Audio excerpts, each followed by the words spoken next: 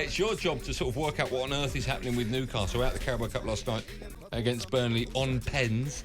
I wouldn't say they were full strength. I mentioned earlier Wilson didn't play, but Omron played, St Maximin played. They looked sort of a mixture of A and B team. But I mean, we were talking yesterday on the show. I was talking with Goffey about how teams like Newcastle that have got no chance of maybe even getting top 10, probably Newcastle. Although they do have the risk of possibly being drawn into a relegation battle come the end of the season. But either way, teams like Newcastle should be looking at these competitions to try and go on some kind of run out of the first hurdle. So frustrating, isn't it?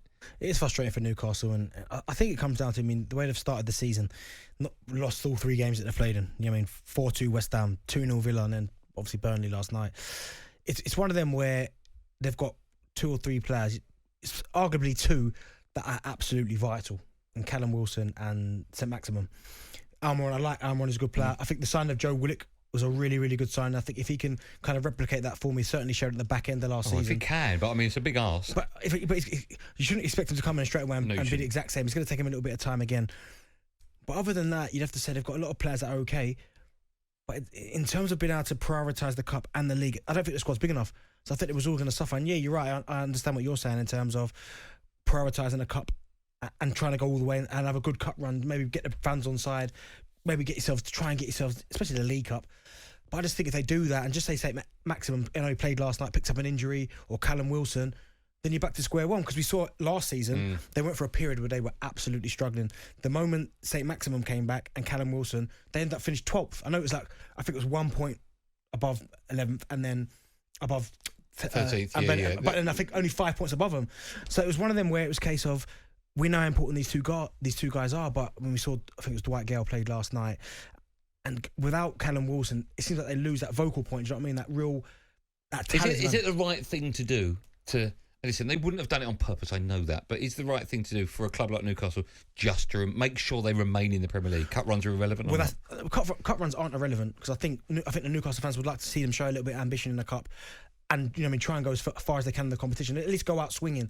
But I think in terms of Premier League survival, that's got to be the priority. It has to be. Okay, let's speak to a Newcastle fan. He goes by the name of Chris. He's called us on 08717 223344. Hi, Chris. Good afternoon. Hi, mate. You all right? I'm good. Listen, I was asking the question yesterday about teams like Newcastle. If they were to get dumped out last night, which of course your side did, would you look back and go, well, it doesn't matter, we don't want it, it's all about survival, or are you devastated? At the end of the day, it's become a normality. Apart from when we got to, I think it was the quarterfinals against Brentford last year, and then we just went out with a whimper. It's more, the thing that bothers me more is the team selection. It's the people playing out of position. It's the lack of understanding. So Bruce brought in Emil Kraft, and we already had 2 right-backs in Manquillo and Yedlin. But then he plays him right centre-half, and he plays Jacob Murphy, who's a right winger, at right-back. Plays Matt Ritchie at left wing-back. When we've got a left-back, Jamal Lewis, who we signed for 10 million or 15 million. Last night, we played Ryan Fraser in centre midfield. These are all guys that Bruce has brought in, and he's playing them all out of position. Do you know what I mean? And then there was an interview that he did on BBC Newcastle, I think it was, just before the start of the season, where he said that our defence was poor, so we needed to switch to a 5 at the back. We shipped 4 goals against West Ham, so the defence isn't any better. No. Are you, Chris, are you really concerned about the impact in terms of, you've got Callum Wilson and St Maximin, but then after that, there's not too much else? If something was to happen to one of them, touch wood it doesn't, say another injury to St Maximin or Callum Wilson, what happens then? We have no depth whatsoever. It's so scary. It's shocking. We literally rely on St Maximin and Callum Wilson, and what did we go about 20 games last season without a victory when those 2 were out the team?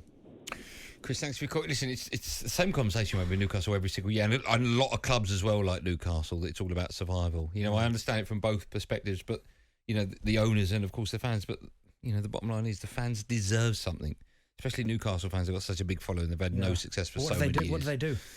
They can't go and spend all the money on signings. I know.